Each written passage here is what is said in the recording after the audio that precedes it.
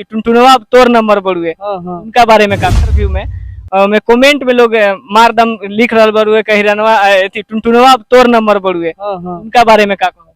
बढ़िया बन रहे, इंतजार करते नहीं हम नंबर के, वो नंबर के वो टाइम के हमारे माध्यम से भी ऐसा नहीं होना चाहिए। भैया बहुत सारा कमेंट में जो भी वीडियो चला था वो में लिखा था कि अखिलेश बाबा और राउर नंबर बड़ुए हमनी के इंडस्ट्री में जो अभी चल रहा बड़ुए विवाद एकरा के नजर से देखा खेसारी भैया के बहुत करीबी बानी तो खेसारी भैया के ऊपर कोनो गाना आ रहा बड़ुए कि नहीं बोल 80 से 100 हो। 80 से 100 गो का करम भैया पूरा मार्केट में ले कब्जा कर बसान हिरान के बढ़ोले रहिए बाबा, लक्ष्मी में राजा जी लक्ष्मी का चक्कर में है, वो नहीं पैसे के चक्कर में है, कमाने का कि चलल भोलेनाथ के चला ना बा आ सभी महादेव के दीवाना बा, दुनिया भोलेनाथ के दीवाना बा।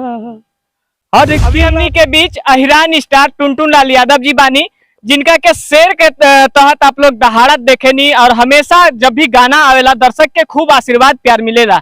आई सबसे पहले स्वागत करतनी बीएस न्यूज पर, कैसन बानी भैया? मस्त बनी और लोगों को दिल से धन्यवाद, लोगों को मोस्ट वेलकम बोलूँ। आज आधा रात के ही आज आधा रात के ही राजलक्ष्मी में क्या कर रहा बनी? राजलक्ष्मी में राजा जी लक्ष्मी का चक्कर में है, वो नहीं पैसे के चक्कर में है, कमाने का काम है। जो भी इंसान काम करता है तो लक्ष्मी के लिए ही करते हैं, और खास करके राजलक्ष्मी फार्म हाउस में है, इससे बड़ी क्या बात होना चाहिए। भैया राउर पहला बोलबम सॉन्ग आयल कहीं ना कहीं ब्लॉकबस्टर रहल, अभी तक 7 मिलियन के लगभग करीब व्यू हो चुकल बुढ़े, तो दर्शक के का बोलब? दर्शक के कहम कि 100 मिलियन पहुंचाई जगह से 2 महीना के टाइम बस सावन में, और का कर सकेला, यही प्यार बनले रह जाए। ये सावन में कैसन कैसन धमाका बड़ुए? तमाम प्रकार के जैसन लोग गाना गावेला सब प्रकार के गाना गावेला।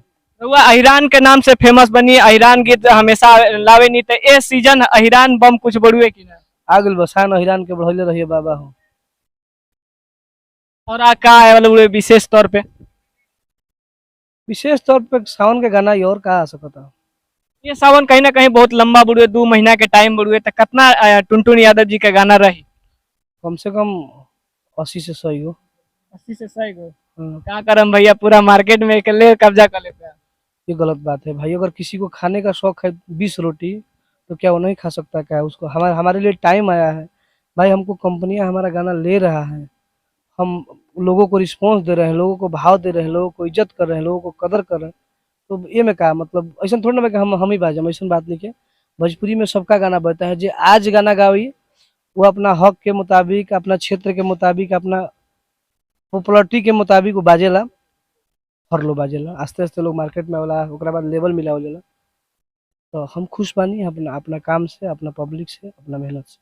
कहीं ना कहीं खेसारी भैया के बहुत करीबी बानी, तो खेसारी भैया के ऊपर कोनो गाना आ रहा बुड़ुए कि नहीं बोल बम सीजन में? आ सकता, गाना गवाइल बड़ी सन, अगले साल आई रहे 2 गो, और शो आ सकता। भैया हमनी के इंडस्ट्री में जो अभी चल रहा बड़ुए विवाद एकरा के नजर से देखा रुआ कौन नजर से देखिला? देखा भैया कि आए दिन ऐसा जब बोले के आजादी सबके छीनल जाता, अगर केकरो कोई आलोचना करता तो बंद कमरा में कैमरे पर कुछ भी बोलवा लिहल जाता, तो इस नजर से देखा ऐसा का हो सकता है? आप किस नजर से देख रहे हैं पहले आप बताइए। भैया हमनी के बोलनी था कि हमनी के भोजपुरी इंडस्ट्री में बोले के आजादी सबके छीनल जाता, तो इसके विषय में आप क्या कहना सकते हैं? सर ना होके चाहिए, सबके बोले के आजादी होके चाहिए। हमारे माध्यम से भी ऐसा नहीं होना चाहिए। भैया बहुत सारा कमेंट में जो भी वीडियो चला था वो में लिखा था कि अखिलेश बाबा और राउर नंबर बड़ुए। कहाँ देखल है? एक इंटरव्यू में देखनी है कि राउर इंटरव्यू में मैं कमेंट में लोग मारदम लिख रहा बड़ुए कह रनवा टुनटुनवा तोर नंबर बड़ुए उनका बारे में का कहो? बढ़िया बन रहे, इंतजार करते नहीं हम नंबर के, वो नंबर के वो टाइम के हमारा इंतजार बा, वो टाइम के इंतजार बा। चलते चलते दर्शक के का बोला भैया? बस इनकर चैनल के सब्सक्राइब कर लो और इनका लेखा नौजवान भाई के प्यार दलो, आगे बढ़ाओ लो। भैया एगो चलते चलते दर्शक के बीच कोनो खूबसूरत सा गाना के साथ छोड़ चली। अरे की चलल भोलेनाथ के चला ना बा आ सभी महादेव के दीवाना बा, दुनिया भोलेनाथ के दीवाना बा।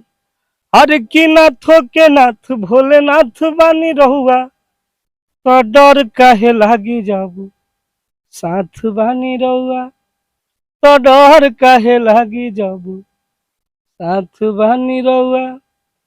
और भक्त होइए भोला जी, हमारा केहू से डर नइखे।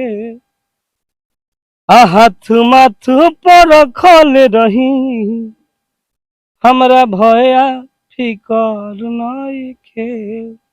बहुत बहुत धन्यवाद भैया अपन कीमती समय देनी बीएस न्यूज लाइव खातिर। आप लोग इस इंटरव्यू के बारे में का सोचा तनी अपन कमेंट में राय जरूर दी। फिर मिलब किसी और इंटरव्यू में किसी और स्टार के साथ आप लोग के, तब तक खातिर जय हिंद।